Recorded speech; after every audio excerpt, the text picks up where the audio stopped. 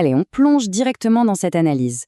On va décortiquer ensemble une critique absolument magistrale parue en 1955. On parle de L'opium des intellectuels de Raymond Aron, une œuvre incontournable sur le fanatisme idéologique. Et ce qui frappe d'emblée, c'est à quel point ce texte résonne encore aujourd'hui. Franchement, c'est impossible de comprendre l'histoire politique moderne sans s'y arrêter un instant. Pour bien capter le point de départ de ce décryptage, il faut absolument revenir à cette célébrissime phrase de Karl Marx. À l'origine, l'idée de Marx, c'était de dénoncer la religion comme une sorte de narcotique, une illusion qui agissait comme un anesthésiant sur les masses laborieuses, les aveuglant sur leurs véritables conditions et étouffant toute volonté de révolte. Et c'est là que ça devient vraiment fascinant. Le philosophe français Raymond Aron a pris ce concept exact et paf, il a retourné à 180 degrés pour cibler les penseurs de sa propre époque. Son argument choc, c'est que le marxisme lui-même était devenu le nouvel opiacé, mais cette fois-ci conçu sur mesure pour la classe intellectuelle. Au lieu d'éveiller les consciences, cette idéologie agissait comme une vraie drogue, coupant complètement l'élite de la réalité. Pour déconstruire tout ça de manière claire, notre parcours va s'articuler autour de ces 5 grands thèmes. D'abord l'intellectuel de la guerre froide, ensuite la religion séculaire, puis le mythe de la gauche, le mythe de la révolution et enfin le face-à-face entre fanatisme et prudence. Première partie, l'intellectuel de la guerre froide, avec cette fameuse guerre des mots dans les cafés parisiens. Attention, il ne faut surtout pas croire qu'Aron détestait les intellectuels. Pas du tout. En fait, il propose une définition ultra exigeante du vrai penseur. Le but, c'est de séparer ceux qui assument la dureté de l'action politique avec ses doutes et ses compromis, de ceux qui planent complètement dans des doctrines utopiques depuis le confort douillet de leur bureau. Et ce qu'il faut vraiment retenir ici, c'est le courage mental hallucinant que ça demande. C'est littéralement nager à contre-courant. Choisir la nuance, la prudence et l'honnêteté intellectuelle quand tout le monde autour de soi est consumé par la fièvre idéologique, c'est sans doute l'acte le plus difficile à tenir en politique. Ce qui nous amène directement à notre deuxième axe, la religion séculière, ou comment le communisme a été perçu comme une promesse bien terrestre. Sur ce point, l'auteur met le doigt sur une faille monumentale de ces idéologies. C'est simple, c'est le jour et la nuit. La religion classique, elle, promet le paradis dans l'au-delà.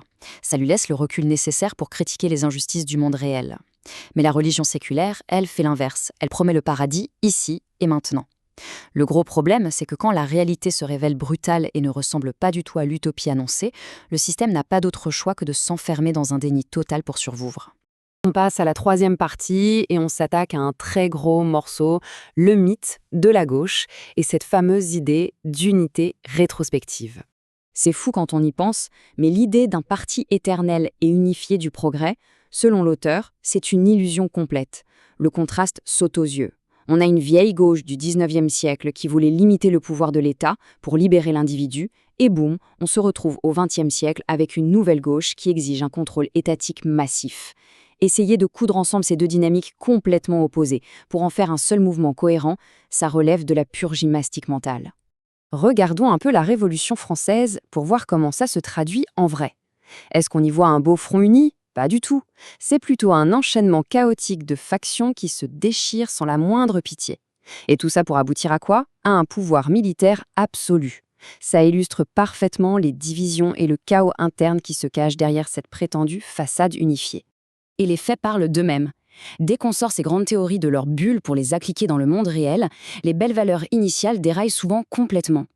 Les sources montrent de manière flagrante comment, au bout du compte, l'extrême gauche et l'extrême droite finissent tragiquement par se rejoindre dans une méthodologie commune, celle du totalitarisme pur et dur et de l'État policier.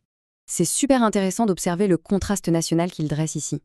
D'un côté, on a le pragmatisme britannique, les pieds sur terre, qui avance doucement par des réformes pacifiques, et de l'autre, on a cette intelligentsia française de l'époque, perdue dans des rêves poétiques, qui a tendance à rejeter le monde réel et imparfait pour fantasmer sur le mirage d'un bouleversement total. Ce qui soulève cette question absolument fondamentale de la part de l'auteur. Comment des cerveaux aussi brillants peuvent-ils être aussi impitoyables, prêts à décortiquer la moindre petite faille d'une démocratie, et en même temps pardonner ou ignorer les pires atrocités, juste parce qu'elles sont commises sous la bannière de la bonne cause? Cette incohérence déroutante nous amène tout droit à notre 4e section, le mythe de la révolution et ce romantisme tenace autour de la violence. Parce qu'il faut se l'avouer, bosser sur une réforme progressive, c'est perçu comme lent et terriblement ennuyeux. La révolution, en revanche, avec son idée d'un renversement soudain et radical, ça dégage une aura électrisante. C'est l'illusion d'une table rase, d'un grand nettoyage par le vide qui réglerait tous les problèmes d'un coup de baguette magique.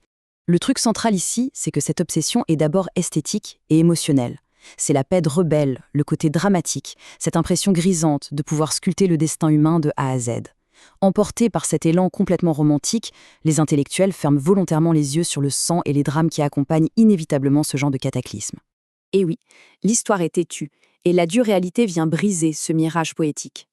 Au-delà des discours grandiloquents sur la fin de l'oppression, la mécanique des soulèvements soudains se résume presque toujours à une seule chose. On vire brutalement une élite pour en installer une nouvelle, tout en gonflant au maximum l'appareil de répression de l'État. On arrive à notre 5e et dernière partie, le face-à-face entre fanatisme et prudence. L'antidote proposé contre cette grave intoxication idéologique. C'est là qu'on trouve le cœur du message pragmatique. Le vrai défi pour toute société moderne et saine, ce n'est pas de poursuivre aveuglément un seul idéal pur et parfait. C'est plutôt de trouver un équilibre délicat entre 3 besoins contradictoires: la liberté, l'organisation et l'égalité. Pousser l'un de ces éléments à l'extrême en sacrifiant les 2 autres, c'est la recette absolue pour basculer dans la tyrannie. Il faut accepter l'imperfection pour avancer. Et on termine cette analyse sur cette citation assez magnifique qui remet la fraternité, l'amour en somme, au centre de tout. Mais cela nous laisse avec une sacrée interrogation. Est-ce que l'ère de ce fanatisme idéologique aveugle est vraiment un lointain souvenir, ou est-ce que les esprits brillants de notre époque ont simplement trouvé un nouvel opium pour s'enivrer ? Il y a matière à réflexion.